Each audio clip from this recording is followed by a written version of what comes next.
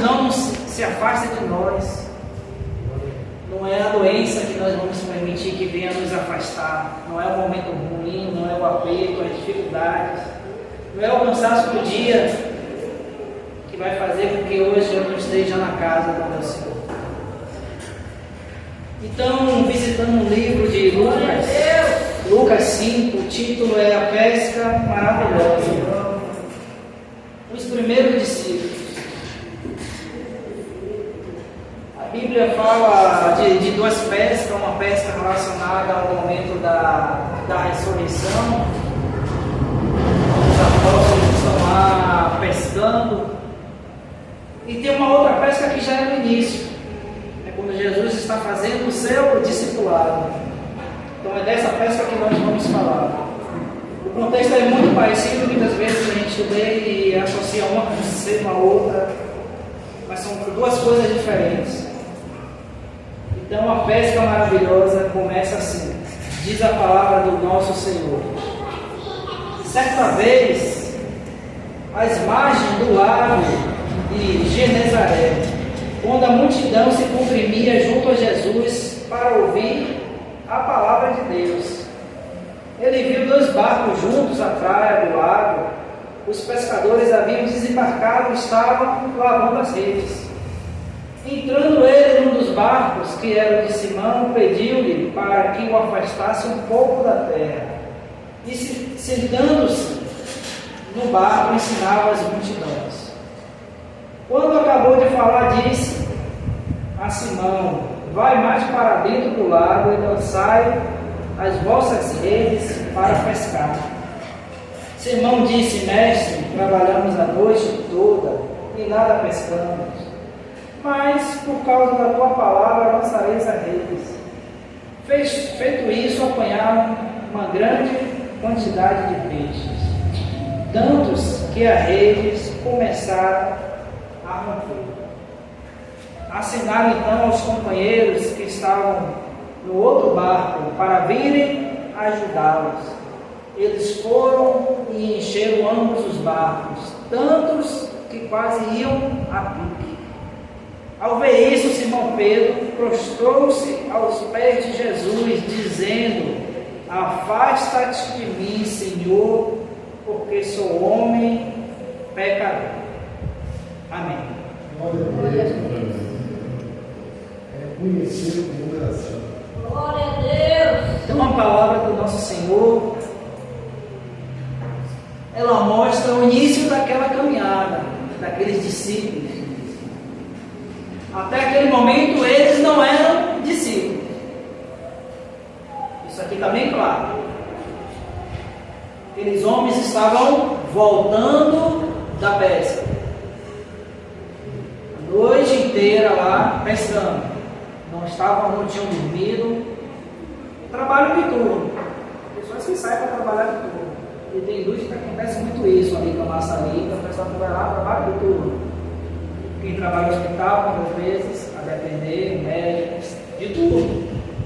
Quem trabalha de turno sabe que de manhã você está ali tirando a roupa, arrumando as coisas que você quer ir para casa para dormir, está cansado, está exausto. E nesse caso, cansado, exausto e sem o resultado do seu trabalho, porque disse que eles não pegaram nada. Mas enfim, Jesus está ali existe uma multidão que está se comprimindo, se apertando com um único objetivo. Diz a palavra que eles estão ali se apertando a multidão para ouvir a palavra de Deus. Estavam se comprimindo, um se apertando ao outro para ouvir a palavra de Deus. Aqueles discípulos estavam ali encerrando o seu trabalho. E aquela cena estava acontecendo. Não é como o pastor aqui pregando para vocês, e ali atrás o colega desmontando a sua barraca. O dia vendendo aí e tal, desmontando a barraca. Então eles não estavam ali para ouvir a palavra, eles estavam ali porque estavam desfazendo ali do seu trabalho. Encerrou? E por coincidência para eles, mas para Jesus não. Jesus Jesus estava ali pregando e as pessoas ali se comprimiam. E Jesus então sobe no barco e pede para que ele afastasse o barco um pouquinho, porque as pessoas, como estavam ali apertando muito, ficavam muito em cima dele. Então, indo para o barco, tinha uma água que ele ia separar, e ele ficava de lá falando, e tinha uma separação das pessoas, para que ele pudesse falar. Então, funcionava aquele barco como uma plataforma para Jesus, como um palanque para Jesus. E os discípulos, sobretudo Pedro, assim o fez, diz a palavra.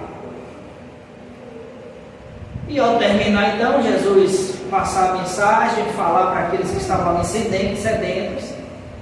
Jesus então chama aqueles homens e fala: Pedro, afasta seu barco mais para dentro do lago e lança a tua rede, e lá você vai pegar peixe.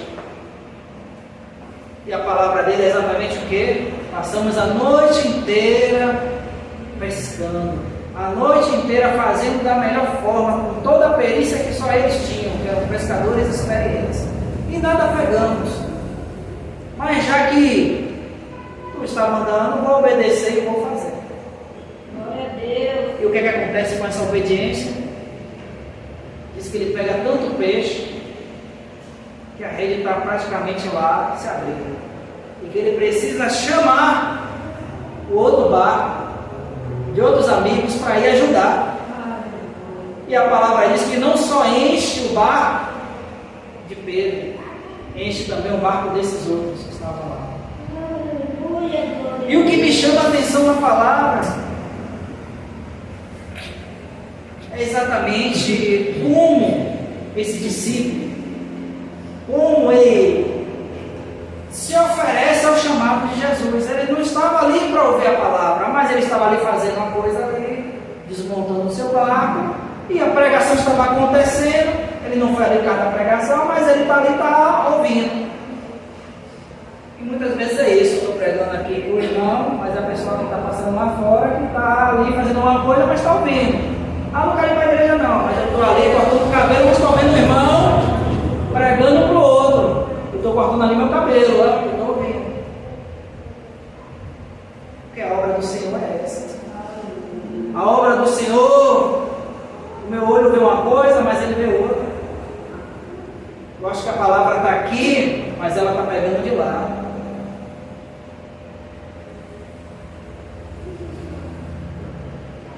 E Pedro, ao ver aqueles peixes, a ver aquele milagre, Pedro fala: se afasta de mim, porque eu não sou digno, eu sou pecador. E aqui diz muito o que diferencia Pedro dessas outras pessoas que queriam ouvir a palavra de Deus. Porque é verdade que muitos ali estavam para ouvir a palavra de Deus, só que muitos ali viam Jesus como profeta. Não teve Elias? Não teve Eliseu? Não, que Jesus era mais um daqueles, um homem muito importante, um santo, mas era mais um daqueles. Não era o Deus. E Pedro, diferente desses todos, viu que não, se afasta de mim. Se se afasta de mim, que eu sou pecador, então é porque ele não é Elias, ele não é um como Eliseu, ele não é um como João Batista, não, ele é aquele que é o Filho de Deus. Então, Senhor, você afasta de mim, foi porque Pedro reconheceu isso.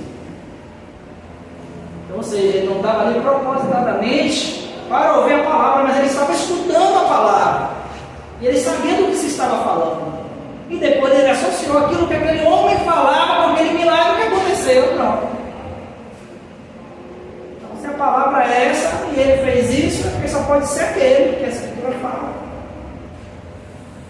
E o que me chama a atenção é exatamente isso, é quando a gente se doa para os propósitos de Deus.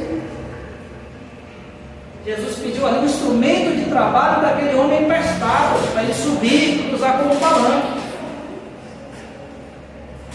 Aí você acha que, após você servir a Deus, que Pedro iria voltar de mão vazia?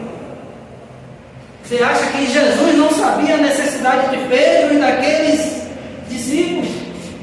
não sabendo que ele tinha necessidade de trabalhar e voltar com alimento para casa, para sustentar sua família, que ele precisava do peixe para vender, para pagar suas dívidas, pagar seus compromissos. Jesus sabia disso tudo, mas Jesus não falou uma palavra assim. Apenas me empresta teu barco, afasta um pouquinho para eu falar, para essas pessoas ouvirem. E ao falar, Jesus sabia que ele estava ouvindo. E Jesus sabia que servia para ele, Jesus sabia o que ele precisava.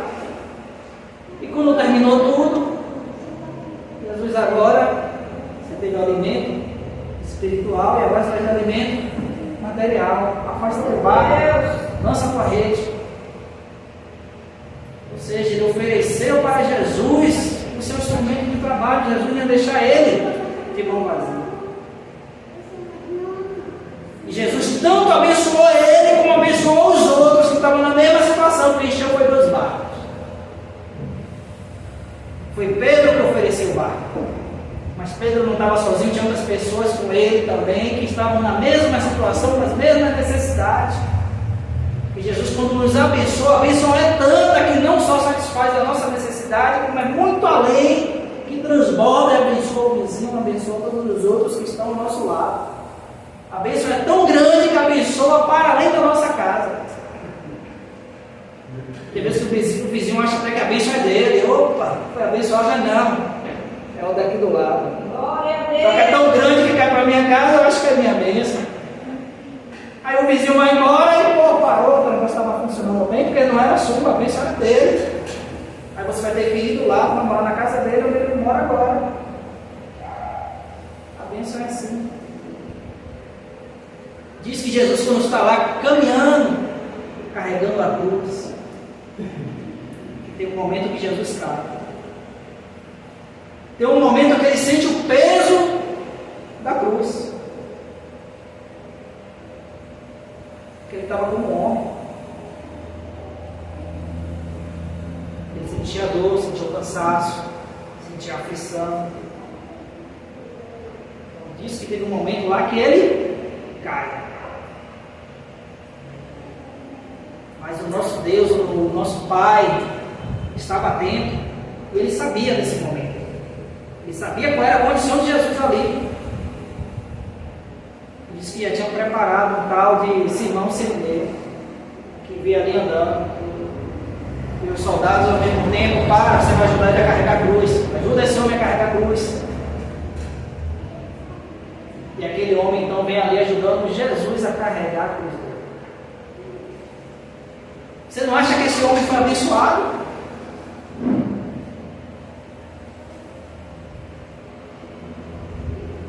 Tinha um evento, uma cerimônia que acontecia com aquele povo. Pela tradição diz que era geralmente uma vez ao ano, e talvez esse homem estivesse vindo para esse evento, que diz que é uma entrada que tem como se fosse pelo campo, por onde esse homem estava vindo. Alguns traduzem, alguns pesquisadores dizem que ele era um homem do campo que estava vindo por essa entrada, mas outros dizem que não, que naquela época tinha uma forma de você entrar também mais fácil, era pelo campo, e muitas pessoas vinham exatamente para ir para um evento que acontecia, uma vez ao ano. O evento é onde o cordeiro ele era sacrificado, aí ficava lá um sacerdote com uma esponja, aí botava ali um cabo de vassoura, ela ficava cheia de sangue do cordeiro que era sacrificado, e ficava com as pessoas cheias aqui, e ele ficava aqui, sacudindo essa esponja e ficava voando gotinhas de sangue. E a ideia era que apenas uma gota dessa precisava tocar em cada uma dessas pessoas para elas serem curadas, serem abençoadas, serem salvas. A gota do cordeiro, o sangue do cordeiro.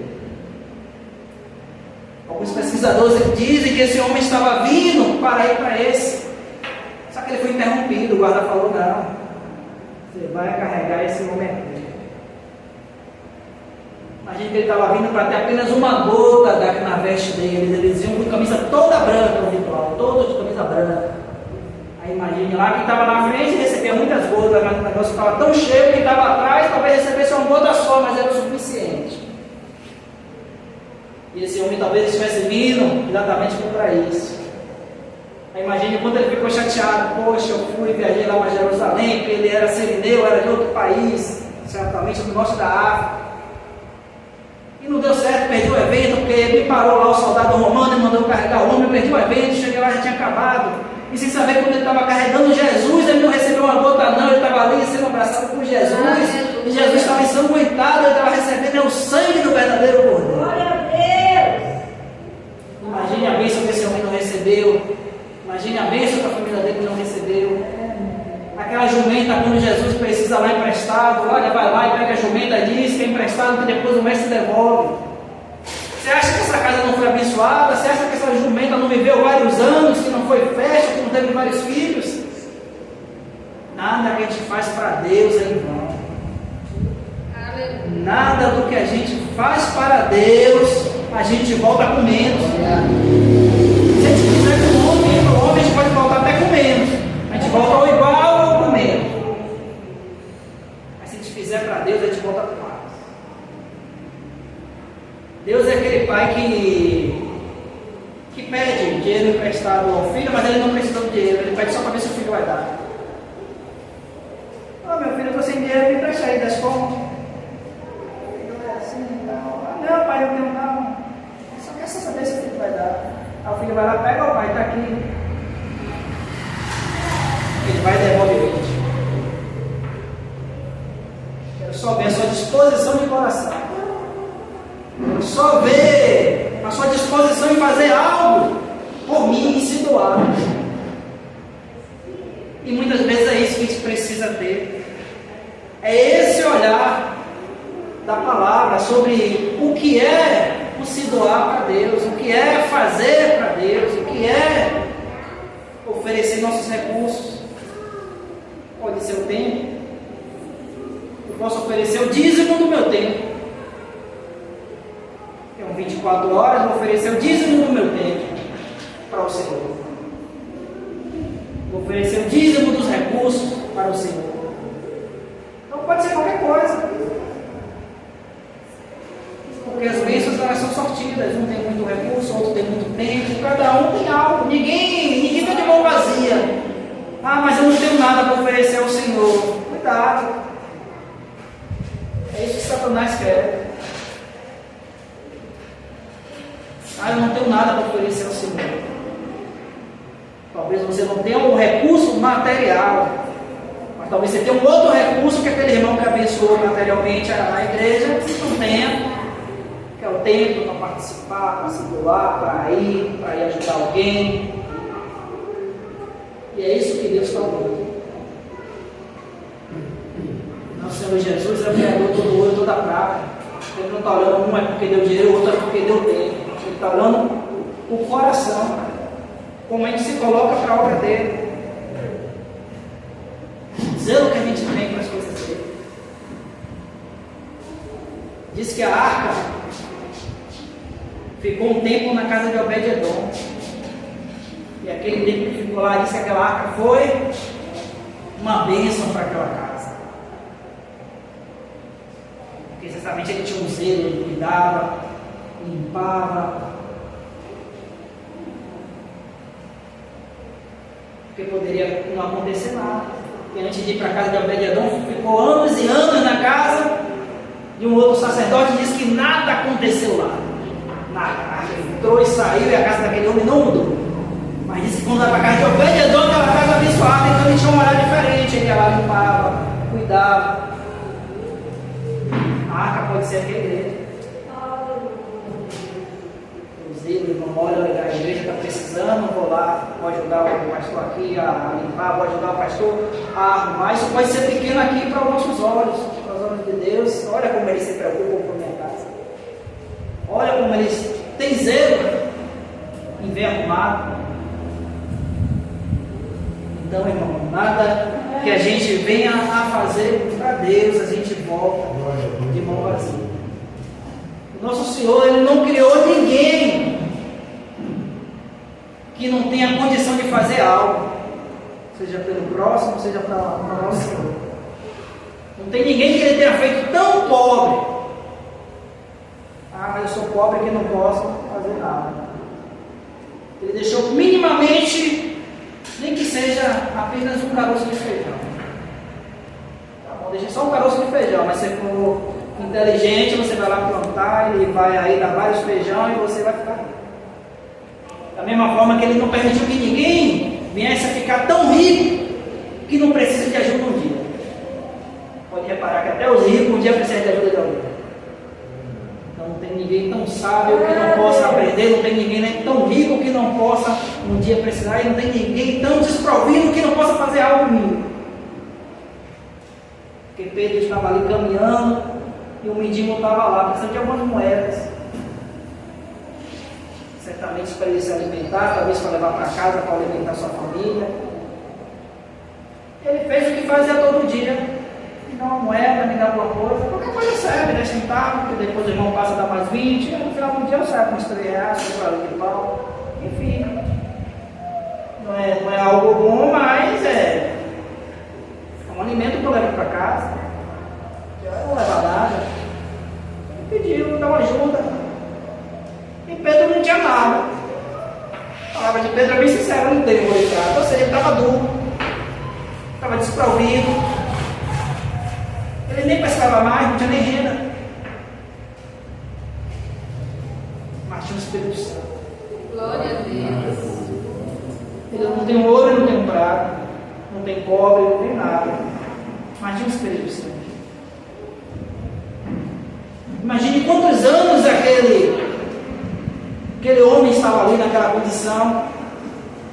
Porque o que ele recebia dos homens era somente para dar condição a ele de no outro dia se levantar e passar por aquilo de novo. Não mudava a vida dele.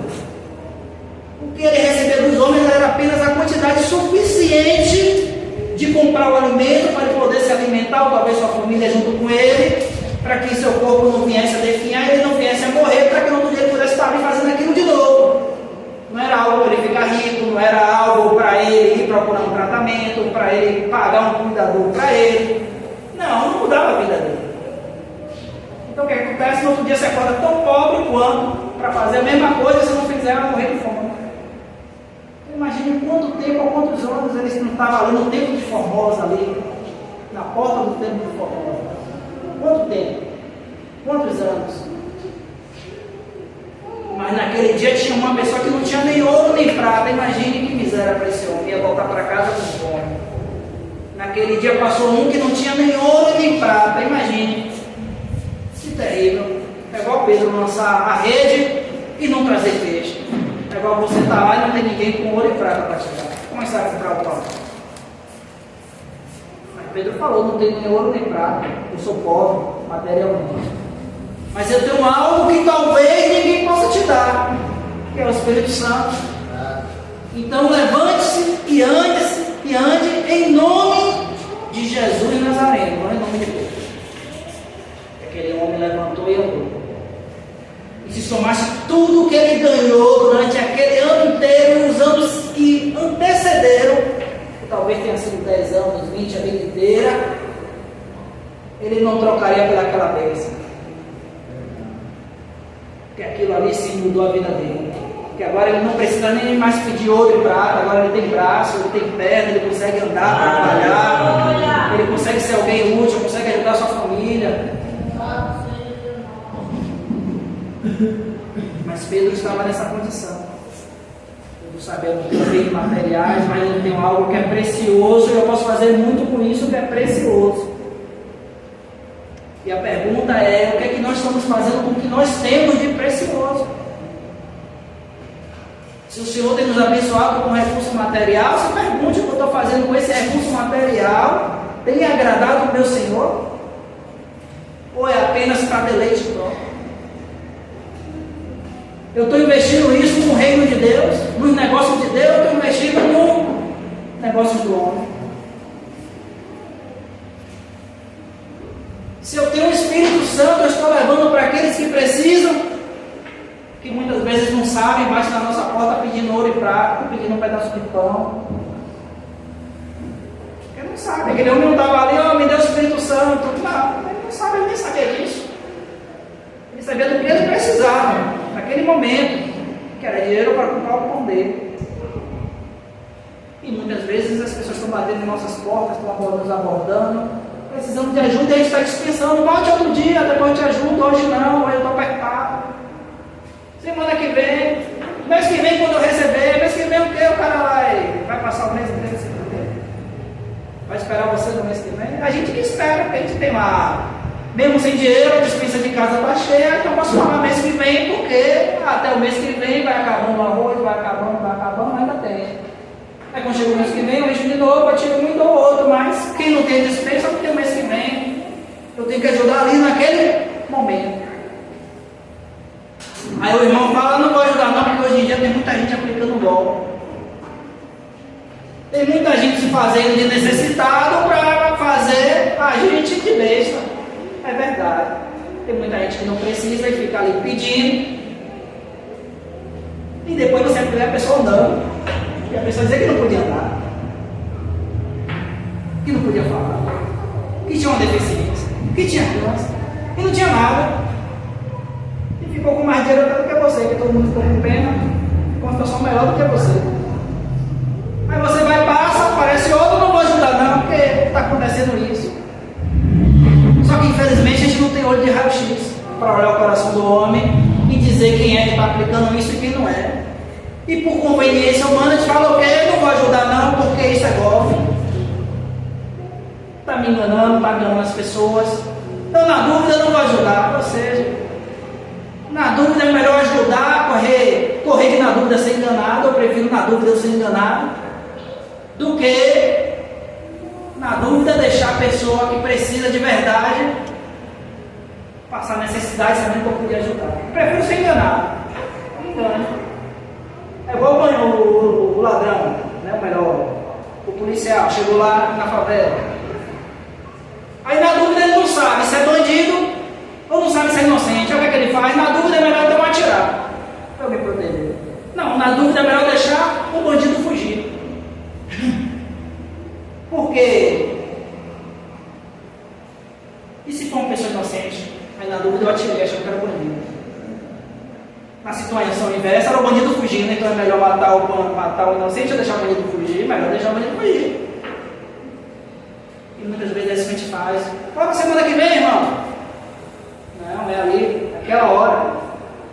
Pedro não falou amanhã não. Não falou de tarde não. É naquela hora. Alguma coisa eu tenho. Eu tenho uma palavra. Não sei, alguma coisa eu tenho. Que aquela pessoa precisa, que talvez seja o que ele precisa. Só para finalizar, acho que talvez no ano de 2012, com certeza, eu não era crente, dá umas folhadas assim, não era crente, tinha compromisso ao outro.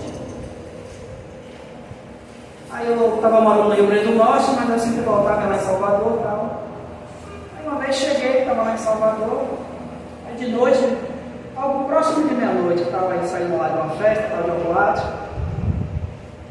aí com as amigas do carro, aí o pessoal passa aí para a gente comprar naqueles drive-thru, como chama, né, McDonald's, né, passa aí para a gente comprar, né, o lanche, está todo mundo com fome depois da festa, vamos. Aí compramos o lanche, tal. Eu andava com a Bíblia, tinha uma Bíblia, você não deixava eu botar, se eu tivesse. Aí na hora que estava entrando, tinha um rapaz na frente, o nome dele é Oswaldo. Até hoje eu lembro que na época eu gravei, era o técnico do Corinthians, era Oswaldo Oliveira, eu fiz essa relação toda. Ele falou, moço, me dá alguma coisa para comer, eu estou com fome. Ele devia ter assim, próximo dos 40 anos. Tá bom, entrei, aí peguei e pedi, o meu e pedi mais uma, né? Aí todo mundo pediu uma, todo mundo foi pegando no carro.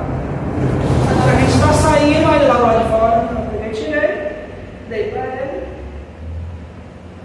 Aí eu peguei e olhei assim, isso aqui, ele vai comer, amanhã vai vir pedir de novo e tal. Aí eu peguei e olhei, esse livro aqui não estão nem usando e tal. Peguei e tirei o livro, que era a Bíblia. Entreguei a ele, falei, isso aqui vai matar sua fome hoje, né? Mas você vai sentir fome de novo, então toma esse livro aqui para ti, talvez ele te ajude. Talvez ele te ajude, só para você ver como eu era. Talvez, né? Ou seja, nem eu acreditava.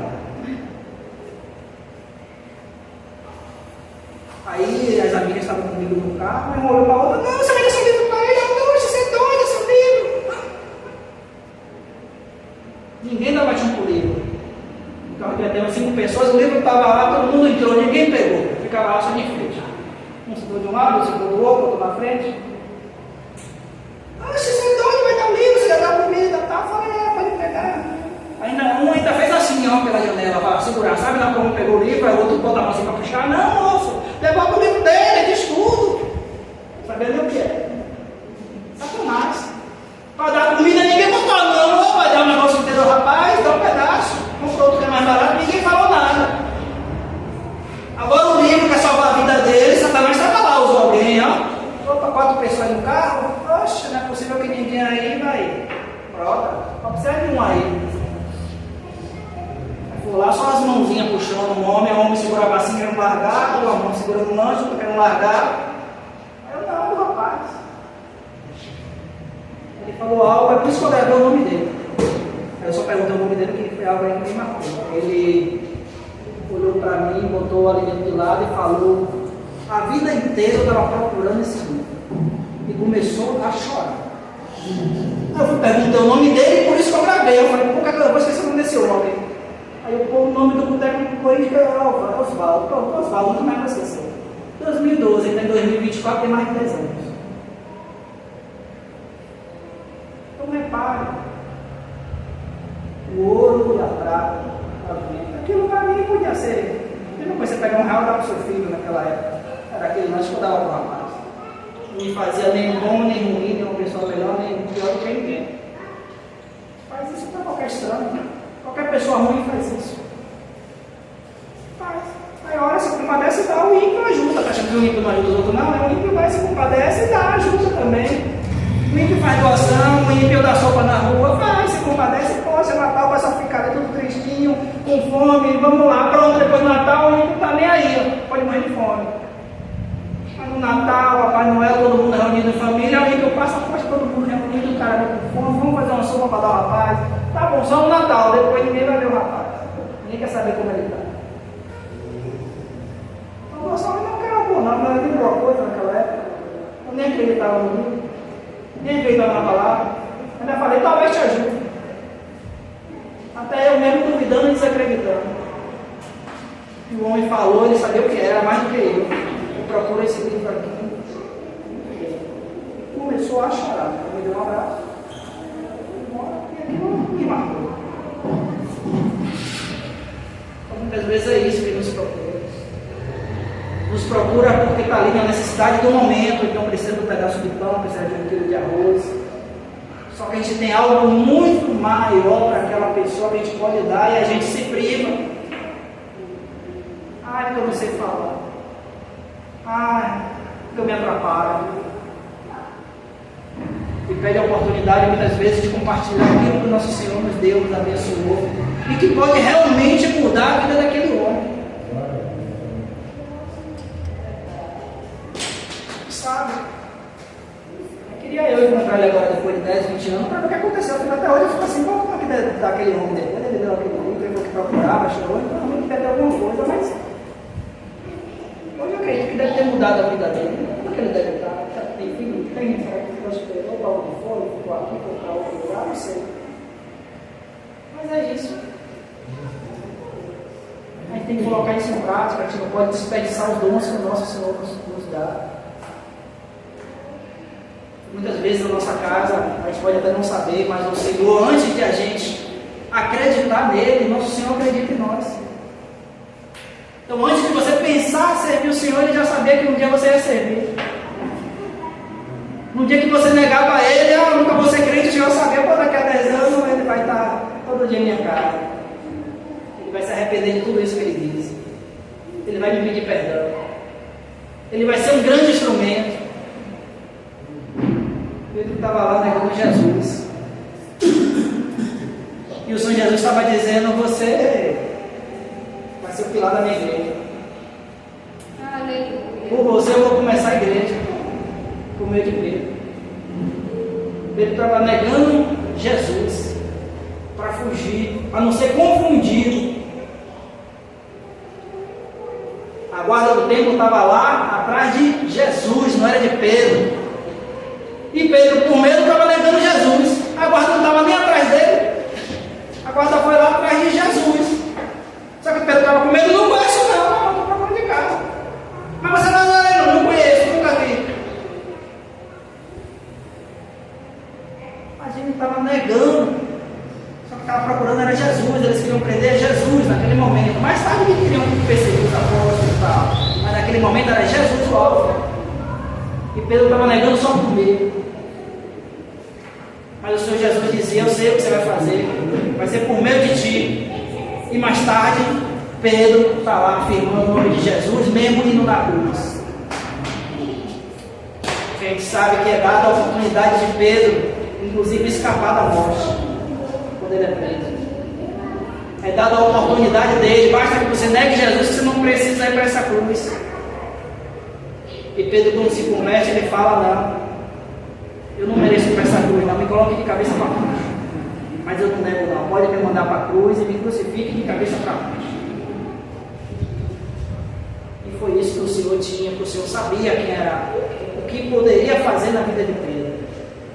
Então a gente pode ser algo que não vai dar muito fruto para a sociedade, que não vai fazer muita coisa pela igreja, se a gente estiver apenas pensando nos nossos recursos.